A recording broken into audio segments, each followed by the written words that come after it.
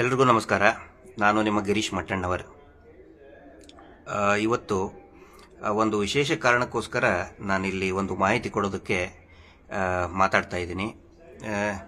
ಅನೇಕ ಜನ ಹೊಸ ಯೂಟ್ಯೂಬರ್ಸು, ಯಂಗ್ಸ್ಟರ್ಸು ಬೇರೆ ಬೇರೆ ಫೀಲ್ಡಿಂದ ಯೂಟ್ಯೂಬ್ನಲ್ಲಿ ಸೌಜನ್ಯ ಪ್ರಕರಣದ ಬಗ್ಗೆ ಮತ್ತು ಧರ್ಮಸ್ಥಳ ಗ್ರಾಮದಲ್ಲಿ ನಡೆದಂತಹ ಅನೇಕ ಅತ್ಯಾಚಾರ, ಕೊಲೆಗಳು, ಮಿಸ್ಸಿಂಗ್ ಕೇಸ್ ಬಗ್ಗೆ, ಕಗ್ಗೊಲೆಗಳ ಬಗ್ಗೆ ಮಾತಾಡ್ತಾ ಇದ್ದಾರೆ.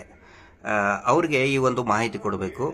ಏನು ಅಂದರೆ, ನಿನ್ನೆ ತರ್ಲೆ ಕಪಲ್ಸ್ ಅಂತ ಒಬ್ಬ ಉತ್ಸಾಹಿ ಯುವಕ, ನಮ್ಮ ಹೆಮ್ಮೆಯ ಉತ್ತರ ಕರ್ನಾಟಕದ ತರುಣ ತರ್ಲೆ ಕಪಲ್ಸ್ ಒಂದು ಮೆಸೇಜ್ ಹಾಕಿದ್ದ ಸೋಷಿಯಲ್ ಮೀಡಿಯಾದಲ್ಲಿ. ನನಗೆ ಸುಪ್ರೀಂ ಕೋರ್ಟ್ನಿಂದ ನೋಟಿಸ್ ಬಂದಿದೆ, ನನಗೆ ಬೇಜಾರಾಗ್ತಾ ಇದೆ, ಏನು ಮಾಡಬೇಕು ಅಂತ ಗೊತ್ತಾಗ್ತಾ ಇಲ್ಲ ಅಂಥೇಳಿ. ಈ ನಾನು ಕೊಡ್ತಾ ಇರುವಂಥ ಮಾಹಿತಿ, ತರ್ಲೆ ಕಪಿಲ್ಸ್ ಅವ್ರ ಹೆಸರು ಸಾಗರ್ ಅಂತ ನಾನು ತಿಳ್ಕೊಂಡ್ಬಿಟ್ಟೆ ಫೇಸ್ಬುಕ್ಕಲ್ಲಿ ಸರ್ಚ್ ಮಾಡಿದಾಗ. ಆ ಥರ ಇನ್ನೂ ಅನೇಕ ಯುವ ಯೂಟ್ಯೂಬರ್ಸ್ ಇರ್ಬೋದು ಮತ್ತು ಪೇಜ್ ಕಂಟೆಂಟ್ ರೈಟರ್ಸ್ ಇರ್ಬೋದು, ಅವ್ರಿಗೋಸ್ಕರ ನಾನು ಈ ಮಾಹಿತಿಯನ್ನು ಕೊಡ್ತಾ ಇದ್ದೀನಿ. ಮೊದಲನೇದಾಗಿ ಈ ಸಾಗರ್ ಅವರಿಗೆ ನಾನು ಅವರ ಪೋಸ್ಟ್ ನೋಡಿದ ತಕ್ಷಣವೇ ಕಾಂಟ್ಯಾಕ್ಟ್ ಮಾಡೋದಕ್ಕೆ ಪ್ರಯತ್ನ ಪಟ್ಟೆ. ಮತ್ತು ಅವರ ಫೇಸ್ಬುಕ್ ಸರ್ಚ್ ಮಾಡಿ ಫೇಸ್ಬುಕ್ನಲ್ಲಿರೋ ಮೆಸೆಂಜರ್ಗೂ ಕೂಡ ನನ್ನ ಪರ್ಸ್ನಲ್ ನಂಬರ್ ಕೊಟ್ಟು ನನಗೆ ವಾಟ್ಸಪ್ನಲ್ಲಿ ಕಾಲ್ ಮಾಡಿ ಮತ್ತು ಆ ನೋಟಿಸನ್ನು ಕಳಿಸ್ಕೊಡಿ ಅಂತಲೂ ಕೂಡ ಒಂದು ಪರ್ಸ್ನಲ್ ನಂಬರ್ ಕೂಡ ಸಾಗರ್ ಅವ್ರಿಗೆ ಕಳಿಸ್ಕೊಟ್ಟಿದ್ದೀನಿ. ನನಗೆ ರಿಪ್ಲೈ ಬಂದಿಲ್ಲ ಅವರಿಂದ. ಮತ್ತು ನಮ್ಮ ಟೀಮ್ನವ್ರಿಗೂ ಕೂಡ ಅವ್ರಿಗೆ ಕಾಂಟ್ಯಾಕ್ಟ್ ಮಾಡೋದಕ್ಕೆ ಹೇಳಿದ್ದೀನಿ. ಅವರು ಹಾಕಿದಂಥ ಸೋಷಿಯಲ್ ಮೀಡಿಯಾ ಪೋಸ್ಟಲ್ಲಿ, ಯೂಟ್ಯೂಬ್ ಪೋಸ್ಟ್ನಲ್ಲಿನೂ ಕೂಡ ಕಮೆಂಟ್ ಬಾಕ್ಸಲ್ಲಿ ಕೂಡ ನಮ್ಮವ್ರು ಹಾಕಿದ್ದಾರೆ, ಅವ್ರ ಕಾಂಟ್ಯಾಕ್ಟ್ ನಂಬರ್ ಕೊಡಿ ಮತ್ತು ಏನು ನೋಟಿಸ್ ಬಂದಿದೆ ಅಂಥೇಳಿ. ರಿಪ್ಲೈ ಬಂದಿಲ್ಲ. ರಿಪ್ಲೈ ಬಂದ ತಕ್ಷಣವೇ ಅವ್ರಿಗೆ ನಾವು ಸ್ಪಂದಿಸ್ತೀವಿ. ಇಲ್ಲಿ ಒಂದು ಅರ್ಥ ಮಾಡ್ಕೋಬೇಕೇನು ಅಂತ ಹೇಳಿದ್ರೆ, ಆಲ್ಮೋಸ್ಟ್ ಪ್ರತಿಯೊಬ್ಬರಿಗೂ ಕೂಡ ಯಾರು ಸೌಜನ್ಯ ಪ್ರಕರಣದ ಬಗ್ಗೆ ಸತ್ಯದ ಪರವಾಗಿ ಮಾತಾಡಿದ್ದಾರೆ, ಧರ್ಮಸ್ಥಳ ಪ್ರಕರಣದಾಗ ಧರ್ಮಸ್ಥಳ ಹಾರರ್ ಬಗ್ಗೆ ಯಾರ್ಯಾರು ಮಾತಾಡಿದ್ದಾರೆ ಅವರೆಲ್ಲರಿಗೂ ಕೂಡ ನೋಟಿಸ್ ಬಂದಿದೆ. ಮೇ ಬಿ ಮೋರ್ ದ್ಯಾನ್ 400 ಯೂಟ್ಯೂಬರ್ಸ್ಗಳಿಗೆ, ಪೇಜ್ ಕಂಟೆಂಟ್ ರೈಟರ್ಸ್ಗಳಿಗೆ, ಸೋಷಿಯಲ್ ಮೀಡಿಯಾ ರೈಟರ್ಸ್ಗಳಿಗೆ ಮತ್ತು ಎಲ್ಲ ಮಾಧ್ಯಮಗಳಿಗೂ ಕೂಡ ಅವರು ಗ್ಯಾಗ್ ಆರ್ಡರ್ನ ತಂದಿದ್ದಾರೆ. ಆದರೆ ಒಂದು ನೆನಪಿಟ್ಕೋಬೇಕು, ಯಾರಿಗಾದರೂ ಇದು ನೋಟಿಸ್ ಬರ್ತದಲ್ಲ, ಫಸ್ಟ್ ಚೆಕ್ ಮಾಡಿ ಅದು ಕೋರ್ಟಿನ ನೋಟಿಸಾ ಅಥವಾ ಲಾಯರ್ ನೋಟಿಸಾ ಅಂಥೇಳಿ. ಈ ಸುಪ್ರೀಂ ಕೋರ್ಟ್ನಿಂದ ಬಂದಿದೆ ಅಂಥೇಳಿ ಈಗ ನಮ್ಮ ಹೊಸದಾಗಿ ತರ್ಲೆ ಕಪಲ್ ಸಾಗರ್ ಅವ್ರು ಹೇಳ್ತಾ ಇದ್ದಾರೆ. ನನಗಂತರೂ ಆ ಥರ ಯಾವುದೇ ಮಾಹಿತಿ ಇಲ್ಲ, ಸುಪ್ರೀಂ ಕೋರ್ಟ್ನಿಂದ ತಂದಿದ್ದು. ಆನಂತರ ಇವ್ರು ಏನು ಮಾಡ್ತಾರೆ, ಈ ನಕಲಿ ದೇವಮಾನವನ ಒಂದಿಷ್ಟು ಲಾಯರ್ಗಳಿದಾರಲ್ಲ, ಅವ್ರು ಏನು ಮಾಡ್ತಾರೆ, ಅವರೇ ನೋಟಿಸ್ ಕಳಿಸಿ, ನೋಡಿ ನಿಮಗೆ ಕೋರ್ಟಿಂದ ಆದೇಶ ಬಂದ್ಬಿಟ್ಟಿದೆ ಅಂತ ಹೇಳ್ಬಿಡ್ತಾರೆ, ನಿಮಗೆ ಶಿಕ್ಷೆ ಆಗಿದೆ ಅಂತ ಹೇಳ್ಬಿಡ್ತಾರೆ. ಫೋನಲ್ಲಿ ಮಾತಾಡಿ ಫೋನ್ ನಂಬರ್ ತೆಗೆದಿರ್ತಾರೆ.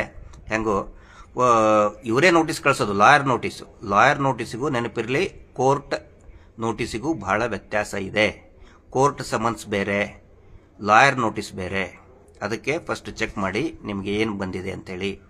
ಆನಂತರ ಇವರು ಅನೇಕ ಬಾರಿ ಸುಳ್ಳು ಮಾಹಿತಿಗಳನ್ನು ನ್ಯಾಯಾಲಯಕ್ಕೂ ಕೂಡ ಕೊಟ್ಟಿದ್ದಾರೆ. ನ್ಯಾಯಾಲಯದ ದಾರಿಯನ್ನು ತಪ್ಪಿಸಿದಂಥ ಅನೇಕ ಉದಾಹರಣೆಗಳಿದೆ.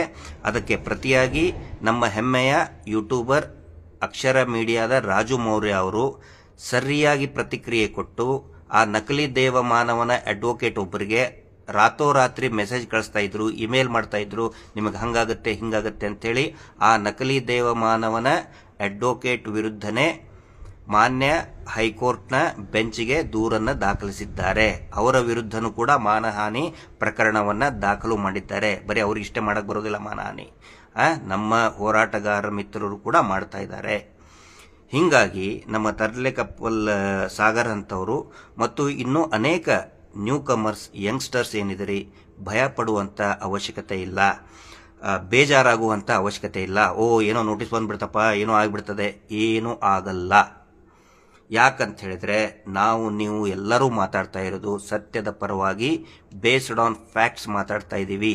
ಕಪೋಲಕಲ್ಪಿತ ಮಿಸ್ಟರಿ ಬಗ್ಗೆ ಅಥವಾ ಮಿಥಿಕಲ್ ಸ್ಟೋರಿ ಬಗ್ಗೆ ಯಾರೂ ಮಾತಾಡ್ತಾ ಇಲ್ಲ. ಹೀಗಾಗಿ ಯಾರು ಕೂಡ ಒಂದು ನೋಟಿಸ್ ಬಂದ ತಕ್ಷಣ ಭಯ ಪಡಬೇಡಿ. ಆ ಥರ ಈಗೇನು ನೀವು ಹೇಳಿದಿರಿ, ನಮಗೆ ಒಂದು ಕಾಂಟ್ಯಾಕ್ಟ್ ಎಸ್ಟಾಬ್ಲಿಷ್ ಆದಮೇಲೆ ಅದು ನೋಟಿಸನ್ನು ಕಳಿಸ್ಕೊಡಿ.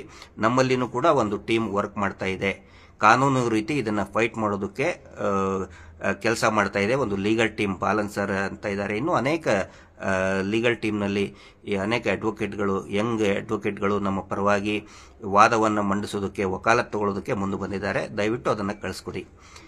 ಇನ್ನೊಂದು ನಾವು ಅರ್ಥ ಮಾಡ್ಕೋಬೇಕು, ಏನಂತ ಹೇಳಿದ್ರೆ, ಈಗ ಜಫ್ರಿ ಫೈಲ್ ಏನು ಬರ್ತಾ ಇದೆಯಲ್ಲ, ಜಫ್ರಿ ಆಪ್ಸ್ಟೀನ್ ಫೈಲ್ ಏನು ಬರ್ತಾ ಇದೆ, ಅದು ಇಡೀ ಜಗತ್ತಿನ ದೊಡ್ಡ ದೊಡ್ಡ ನಾಯಕರ ಸೆಲೆಬ್ರಿಟಿಗಳ ಮುಖವಾಡವನ್ನು ಕಳಚಿ ಹಾಕ್ತು. ಎಲ್ಲಿ? ಅಮೇರಿಕಾದಲ್ಲಿ. ಹಾಗಿದ್ರೆ ಯಾರಾದರೂ ಅಮೇರಿಕಾಕ್ಕೆ ಅವಮಾನ ಆಯಿತು ಅಂತ ಯಾರಾದರೂ ಪಿಟಿಷನ್ ಹಾಕಿದ್ರ? ಯಾರಾದರೂ ಅಲ್ಲಿ ನ್ಯಾಯಾಲಯದಿಂದ ಆರ್ಡರ್ ತೊಗೊಂಡು ಬಂದ್ರ? ಇಲ್ಲ.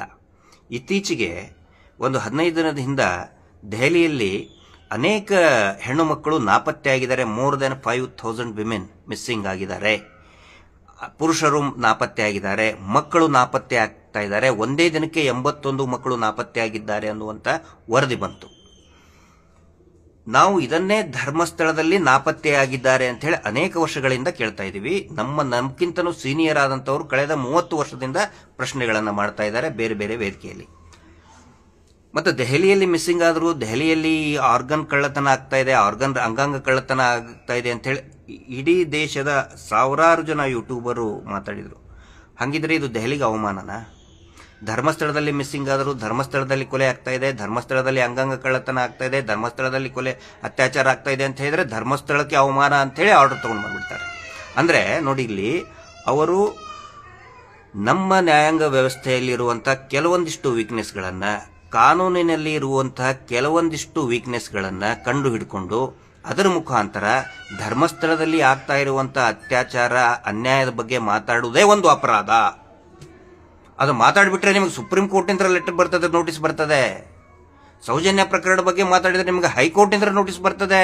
ನೀವು ಮಾತಾಡಲೇಬಾರದು ಅನ್ನುವಂಥ ಒಂದು ಫಾಲ್ಸ್ ಇಮೇಜನ್ನು ದೊಡ್ಡ ದೊಡ್ಡ ಟಿವಿ ಚಾನೆಲ್ಗಳ ಮುಖಾಂತರ ಇವರೇ ಸಾಕಿದಂಥ ಕೆಲವು ಎಂಜಲ ಬುರುಕ ನಕಲಿ ಪತ್ರಕರ್ತರನ್ನ ಮುಂದೆ ಇಟ್ಟು, ನಕಲಿ ಆಕ್ಟಿವಿಸ್ಟ್ಗಳನ್ನು ಅಂತ ಹೇಳ್ಕೊಂಡಂಥವ್ರು ಅವ್ರನ್ನ ಮುಂದೆ ಬಿಟ್ಟು ಇವ್ರ ಬಗ್ಗೆ ಮಾತಾಡೋದೇ ಒಂದು ಅಪರಾಧ ಅನ್ನೋ ರೀತಿ ಬಿಂಬಿಸಕ್ಕೆ ಹೊರಡ್ತಾ ಇದ್ದಾರೆ. ಆ ಥರ ಮಾಡ್ತಾ ಇದ್ದಾರೆ. ಆದರೆ ಅವರು ಯಶಸ್ವಿ ಆಗಿಲ್ಲ. ಒಂದು ನೆನಪಿಟ್ಕೊಳ್ಳಿ, ಈ ಜಫ್ರಿ ಆಪ್ಸ್ಟೀನ್ ಫೈಲ್ಸ್ ಏನು ಬಂತಲ್ಲ, ಅದನ್ನು ಸಂಪೂರ್ಣವಾಗಿ ಹೊರಗಡೆ ಬಯಲಿಗೆ ತಂದಿದ್ದು ಜೂಲಿ ಕೆ ಬ್ರೌನ್ ಅಂತಹ ಒಬ್ಬ ದಿಟ್ಟ ಮಹಿಳೆ, ದಿಟ್ಟ ಜರ್ನಲಿಸ್ಟ್, ಇನ್ವೆಸ್ಟಿಗೇಟಿವ್ ಜರ್ನಲಿಸ್ಟ್. ಆ ಮಹಿಳೆ ಮೇಲೆ ಸಾಕಷ್ಟು ಒತ್ತಡ ಬಂತು, ಸಾಕಷ್ಟು ಮಾನಸಿಕ ಕಿರುಕುಳ ಬಂತು. ಈ ಮಹಿಳೆ ಸರಿ ಇಲ್ಲ, ಹಾಗೆ ಹಿಂಗೆ ದುಡ್ಡು ಬಂದಿದೆ, ಬಹಳಷ್ಟು ಮಾತಾಡಿದರು. ಈಗೇನು ಇಲ್ಲಿ roll call Kannada, Ajit Jain, blackmailer Rakesh Shetty, third class Rakesh Shetty, ಆಮೇಲೆ ಇದು ವಿಷವಾಣಿದು ಕುಂಡೇಶ್ವರ ಪಿಂಡೇಶ್ವರಗಳು, ಅವರೆಲ್ಲ ಮಾತಾಡ್ತಾರಲ್ಲ, ಹಾಕ್ತಾರಲ್ಲ, ಹೆದರಿಕೆ ಹಾಕ್ತಾರಲ್ಲ, ಓ ಇವರು ಭಾಳ ಪೂಜ್ಯರು, ಒಳ್ಳೆ ಕೆಲಸ ಮಾಡಿದ್ದಾರೆ, ಇದು ಷಡ್ಯಂತ್ರ, ಇವರು ಟೆರರಿಸ್ಟು. ಆ ಥರ ಜೂಲಿ ಕೆ ಬ್ರೌನ್ ಅನ್ನುವಂಥ ದಿಟ್ಟ ಮಹಿಳೆ, ದಿಟ್ಟ ಇನ್ವೆಸ್ಟಿಗೇಟಿವ್ ಜರ್ನಲಿಸ್ಟ್ಗೂ ಕೂಡ ಬಂತು. ಆದರೆ ಅವಳು ಯಾವತ್ತಿಗೂ ಹೆದರಲಿಲ್ಲ. ಯಾಕಂತ ಹೇಳಿದ್ರೆ ಅವಳಿಗೆ ಸತ್ಯ ಗೊತ್ತಿತ್ತು, ಅವಳು ಕಂಡುಕೊಂಡಿದ್ಲು. ಏಕೈಕ ಮಹಿಳೆ ನಿಂತ್ಕೊಂಡು ಇನ್ವೆಸ್ಟಿಗೇಟಿವ್ ಜರ್ನಲಿಸಮ್ ಮಾಡಿ ಇಡೀ ಜಫ್ರಿ ಆಪ್ಸ್ಟೀನ್ ಫೈಲ್ಸನ್ನು ಬಯಲಿಗೆಳೆದ್ಲು. ಇವತ್ತು ಇಡೀ ಜಗತ್ತು ಆಕೆಗೆ ತಲೆಬಾಗ್ತಾ ಇದೆ. ಅವಳಿಗೆ ಸಲ್ಯೂಟ್, ಬಿಗ್ ಸಲ್ಯೂಟ್ ಹೇಳ್ತಾ ಇದೆ. ಯಾಕಂತ ಹೇಳಿದ್ರೆ ಅವಳ ಒಂದು ಸಂಕಲ್ಪ. ಇಲ್ಲಿರುವಂತಹ ಎಲ್ಲ ಯೂಟ್ಯೂಬರ್ಗಳಿಗೆ, ಯಾರು ಸತ್ಯವನ್ನು ಮಾತಾಡೋಕೆ ಬರ್ತಾ ಇದ್ದಾರೆ, ಸೋಷಿಯಲ್ ಮೀಡಿಯಾದಲ್ಲಿ ಬರಿತಾ ಇರೋಂಥವ್ರಿಗೆ ಎಲ್ರಿಗೂ ಈ ಮಾತನ್ನು ಹೇಳಕ್ಕೆ ಇಚ್ಛಪಡ್ತಾ ಇದ್ದೀನಿ. ನಾವು ಸತ್ಯವನ್ನು ಮಾತಾಡಿದರೆ, ಧೈರ್ಯವಾಗಿ ಮಾತಾಡಿದರೆ ಒಂದು ದಿನ ಅದಕ್ಕೆ ಬೆಲೆ ಇದ್ದೇ ಇರ್ತದೆ. ಅದಕ್ಕೆ ನಾನು ಎಲ್ರಿಗೂ ವಿನಂತಿ ಮಾಡ್ತಾ ಇದ್ದೀನಿ, ಧೈರ್ಯವಾಗಿ ಮಾತಾಡಿ, ಆತ್ಮಗೌರವದಿಂದ ಮಾತಾಡಿ. ನಾವೇನಿಲ್ಲ ಅಪರಾಧ ಮಾಡ್ತಾ ಇಲ್ಲ. ಇಷ್ಟು ಹೋರಾಟ ನಡೀತಾ ಇದೆ, ಇಷ್ಟು ಮಾತಾಡ್ತಾ ಇದ್ದೀವಿ ಅಂಥೇಳಿ ಇವತ್ತು ಆ ಧರ್ಮಸ್ಥಳ ಗ್ರಾಮದಲ್ಲಿ ಎಷ್ಟೋ ಅಮಾಯಕರ ಜೀವ ಉಳಿದಿದೆ. ಅದು ಜಫ್ರಿ ಆಪ್ಸ್ಟೀನು ಅಮೇರಿಕಾದ್ದು, ಇವರು ಇಂಡಿಯನ್ ಜಫ್ರಿ ಆಪ್ಸ್ಟೀನ್. ಇವರು ಭಾರತದ ಜಫ್ರಿ ಆಪ್ಸ್ಟೀನ್ ಅಂತ ಹೇಳಿದ್ರೆ ಈ ಧರ್ಮಸ್ಥಳದ ದಣಿಗಳು. ಅನೇಕ ಹುಡುಗಿಯರನ್ನು ಕೊಂದಿದ್ದಾರೆ ರೀ. ಚಿಕ್ಕ ಚಿಕ್ಕ 10 ವರ್ಷದ ಹುಡುಗಿ, 14 ವರ್ಷದ ಮಗು, 16 ವರ್ಷದ ಮಗು, ಹೆಣ್ಣು ಮಗು, ಅವ್ರನ್ನ ಕೊಂದು ಬಾಯಲ್ಲಿ ವಿಷ ಸುರಿದಿದ್ದಾರೆ, ಮುಖದ ಮೇಲೆ ಆಸಿಡ್ ಹಾಕಿದ್ದಾರೆ. ಇದು ಅಸಹಜ ಸಾವು ಅಂತ ತೋರಿಸೋದಕ್ಕೆ. ಹೀಗಾಗಿ ಹೆದರುವಂಥ ಅವಶ್ಯಕತೆ ಇಲ್ಲ. ಸೌಜನ್ಯ ಹೋರಾಟ ಇಡೀ ರಾಜ್ಯದಲ್ಲಿ ಈ ರೀತಿಯಾದಂಥ ಶೋಷಣೆ ನಿಲ್ಲಬೇಕು ಅಂತೇಳಿ ಆ ಹೋರಾಟ ಇದು. ಹಾಗಾಗಿ ಯಾರು ಕೂಡ ಇವರು ನೋಟಿಸ್ ಕಳಿಸ್ತಾರೆ, ಅದನ್ನು ಮಾಡ್ತಾರೆ, ಹೆದರುವಂಥ ಅವಶ್ಯಕತೆನೇ ಇಲ್ಲ. ಅದಕ್ಕೆ ನಾವು ಕಾನೂನು ರೀತಿಯಲ್ಲೇ ಉತ್ತರ ಕೊಟ್ಟಿದ್ದೇವೆ, ಈಗಲೂ ಕೊಡ್ತೇವೆ, ಮುಂದೂ ಕೊಡ್ತೇವೆ. ಹೀಗಾಗಿ ಯಾರಿಗಾದರೂ ಆ ಥರ ಡೌಟ್ ಇದ್ದರೆ ನಮ್ಮನ್ನು ಸಂಪರ್ಕ ಮಾಡಿ ಅವರವರ ಸೋಷಿಯಲ್ ಮೀಡಿಯಾ ಅಕೌಂಟಿಗೂ ಕೂಡ ನಾವು ಮೆಸೇಜನ್ನು ಹಾಕ್ತಾ ಇರ್ತೀವಿ. ಈಗ ಆಲ್ರೆಡಿ ನಾನು ಸಾಗರ್ ಅವ್ರಿಗೆ ಹಾಕಿದ್ದೀನಿ. ಅವ್ರು ನಮಗೆ ಸಂಪರ್ಕ ಮಾಡಿದರೆ ಖಂಡಿತ ನಾವು ಸ್ಪಂದಿಸ್ತೀವಿ. ಯಾವುದಕ್ಕೂ ಹೆದರುವಂಥ ಅವಶ್ಯಕತೆ ಇಲ್ಲ. ಧೈರ್ಯವಾಗಿ ನಾವೆಲ್ಲರೂ ಕೂಡ ಒಟ್ಟಾಗಿ ಈ ಹೋರಾಟವನ್ನು, ಜನಸಾಮಾನ್ಯರ ಹೋರಾಟವನ್ನು ಮುನ್ನಡೆಸೋಣ. ಯಾಕಂತ ಹೇಳಿದ್ರೆ ನೋಡಿ, ಜೆಫ್ರಿ ಆಸ್ಟಿನ್ನಲ್ಲಿ ನೀವು ಅನ್ಕೋಬಹುದು ಎಲ್ಲರೂ ಸೇರಿ ಅವನ್ನ ರಕ್ಷಣೆ ಮಾಡಿದ್ರು, ಎಲ್ಲ ಲೀಡರ್ಗಳು ಆ ಜೆಫ್ರಿಯನ್ನ ರಕ್ಷಣೆ ಮಾಡಿದ್ರು ಅಂತ ಅನ್ಕೋಬಹುದು. ಅವ್ರು ಯಾರು ಕೂಡ ಜೆಫ್ರಿನ ಆ ಕಾಮುಕನ, ಚಿಕ್ಕ ಚಿಕ್ಕ ಬಾಲಕಿಯರನ್ನ ಲೈಂಗಿಕ ಶೋಷಣೆ ಮಾಡಿದಂಥ ಅವನನ್ನ ರಕ್ಷಣೆ ಮಾಡೋದಕ್ಕೆ ಯಾರು ಅವನಿಗೆ ಸಹಾಯ ಮಾಡಲಿಲ್ಲ. ಅವರು ಅವರ ಸ್ವಂತ ರಕ್ಷಣೆಗೋಸ್ಕರ ಧರ್ಮಸ್ಥಳ ಫೈಲ್ಸ್ನಲ್ಲಿನೂ ಕೂಡ ಅದೇ ಆಗ್ತಾ ಇರೋದು.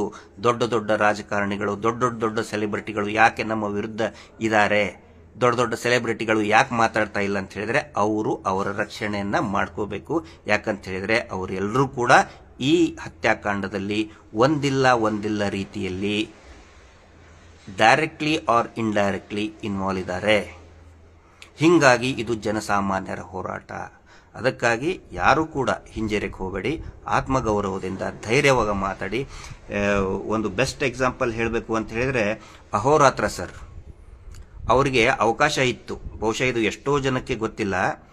ಸೌಜನ್ಯಳಿಗೋಸ್ಕರ ಜೈಲಿಗೆ ಹೋಗಿ ಬಂದಂತಹ ವಾಲಂಟಿಯರ್ ಆಗಿ ಜೈಲಿಗೆ ಹೋಗಿ ಬಂದಂಥ ಏಕೈಕ ವ್ಯಕ್ತಿ, ಅಪಾರ ಜ್ಞಾನಿ ಅಹೋರಾತ್ರ ಅವರು. ಅವ್ರಿಗೆ ನ್ಯಾಯಾಲಯ ಹೇಳ್ತು, ನೋಡ್ರಿ ನಿಮ್ಗೆ ಅವಕಾಶ ಇದೆ, ಒಬ್ಬ ಅಡ್ವೊಕೇಟ್ನ ಇಟ್ಕೊಂಡು ನೀವು ಡಿಫೆಂಡ್ ಮಾಡಿ ಅಂತ. ಅಹೋರಾತ್ರ ಅವರು ಹೇಳಿದ್ರು, ನಾನು ಯಾವ ಕಾರಣಕ್ಕೂ ಹಿಂಜರಿಯೋದಿಲ್ಲ, ಸೌಜನ್ಯಗಳಿಗೋಸ್ಕರ ನಾನು ಜೈಲಿಗೆ ಹೋಗಿ ಬರ್ತೀನಿ ಅಂತ ಹೇಳಿದಂಥ ವ್ಯಕ್ತಿ ಅಹೋರಾತ್ರ. ಆ ರೀತಿಯಾದಂತಹ ಅನೇಕ ನೋಡಿ, ಅವರು ಒಬ್ಬರು ಇವತ್ತೊಂದು ಮಾದರಿಯಾಗಿ ನಿಂತ್ಕೊಂಡಿದ್ದಾರೆ. ಹಿಂಗಾಗಿ ಬರೀ ನೋಟಿಸ್ಗೋಸ್ಕರ ಹೆದರುವಂಥ ಅವಶ್ಯಕತೆ ಇಲ್ಲ. ಅದರ ಅರ್ಥ ನೀವೆಲ್ಲರೂ ಜೈಲಿಗೆ ಹೋಗ್ತೀರಿ ಅಂತ ನಾನು ಹೇಳ್ತಾ ಇಲ್ಲ. ಇವ್ರು ಏನು ಮಾಡೋಕ್ಕಾಗೋದಿಲ್ಲ. ಭಾಳ ಅಂದರೆ ಒಂದು ನೋಟಿಸ್ ಕಳಿಸ್ತಾರೆ, ಕೋರ್ಟಲ್ಲಿ ಇದನ್ನು ನಡೀತದೆ. ಆದರೆ ನಾವೆಲ್ಲರೂ ಮಾತಾಡ್ತಕ್ಕಂಥ ಮಾತಿಗೆ ಒಂದು ಅತಿ ದೊಡ್ಡದಾದಂಥ ಬೆಲೆ ಇದೆ. ಅದನ್ನು ಎಲ್ಲರೂ ಕೂಡ ಅರ್ಥ ಮಾಡ್ಕೊಳ್ಳಿ. Justice for Sowjanya. ನಮಸ್ತೆ.